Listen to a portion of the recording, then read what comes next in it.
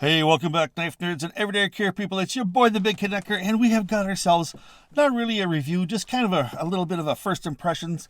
It's a knife I picked up in a little bit of a trade here. I ended up getting, oh darn it, where is it? Oh, there we go. I ended up picking up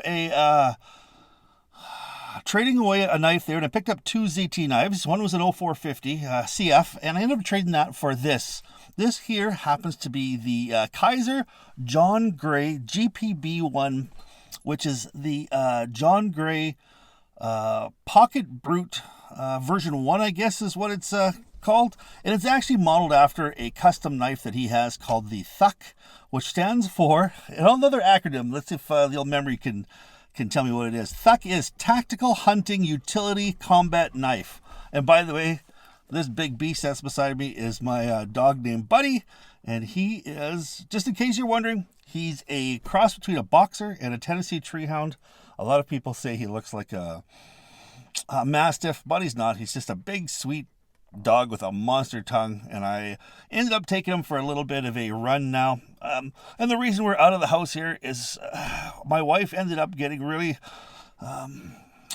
she hurt her back quite badly, and we ended up going to the hospital yesterday. She's been home for a couple of days. Yesterday she couldn't stand the pain, figured maybe it was something like kidneys. So we ended up going into the hospital, and so there's some issues with her back, nerve-wise, and she is in a great amount of pain. So rather than me screaming in my office and waking her up, I thought, hey, we'll take the dog for a run and we'll have a quick look at this John Gray Pocket Brute 1. And this is just simply a really quick, not a really review, just kind of a first impressions. I got this knife yesterday. I didn't really have a chance to do too much to it. This is coming from a gentleman out there in Nova Scotia by the name of Matthew. Hey, shout out to Matthew. Thank you so much, buddy, for supplying this. So far, I'm really digging this. Now, it is a brute for sure. You got to look at this. I mean, this is 4mm thick steel. It's 1 3/4 wide. It's 3.5 inches long. The whole knife is about 8 inches. The handle itself is about 1/2 inch, so it's a little bit on the thin side. It's got a beautiful sculpted pocket clip here.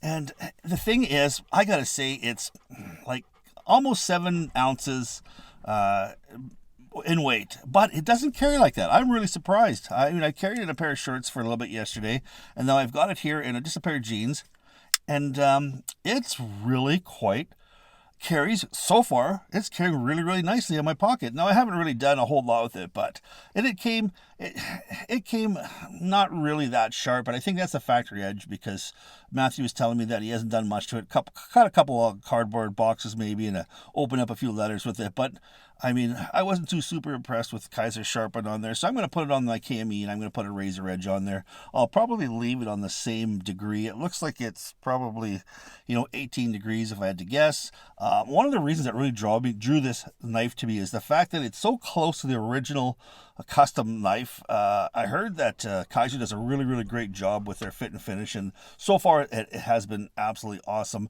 But I really like this big oversized pivot here that they have on both sides here. I just really dig that design choice.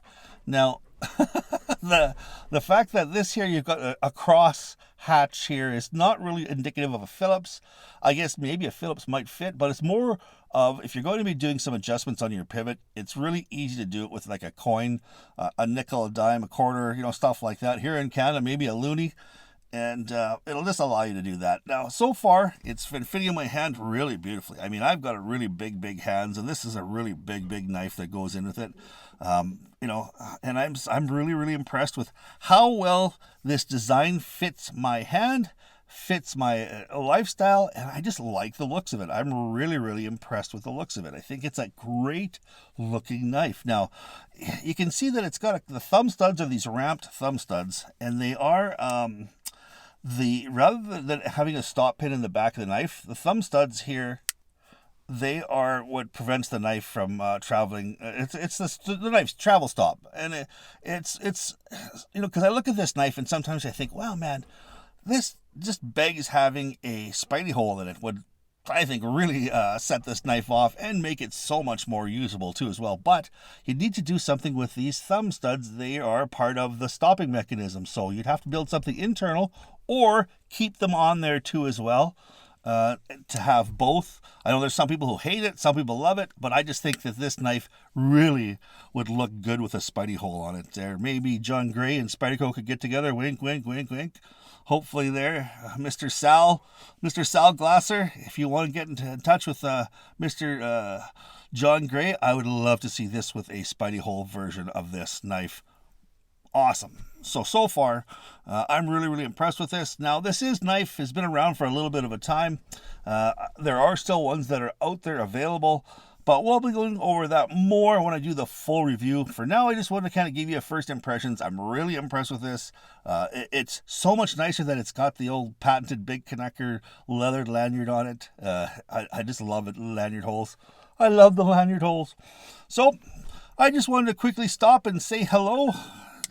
And show you the Buddy, and me and Buddy are out here in Lethbridge, Alberta, giving you guys some good EC tips. Now, if you like what you saw, don't forget to give me the thumbs up, subscribe, and share this too as well. Help me spread my voice. Appreciate it so much. Please stay safe out there. Keep your stick on the ice. The shiny side up. This is the Big Canucker saying adios.